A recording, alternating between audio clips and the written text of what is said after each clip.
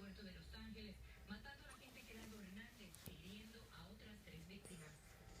Por su parte, la gente que recibió el machetazo fue tratada inmediatamente por sus heridas y se encuentra en condiciones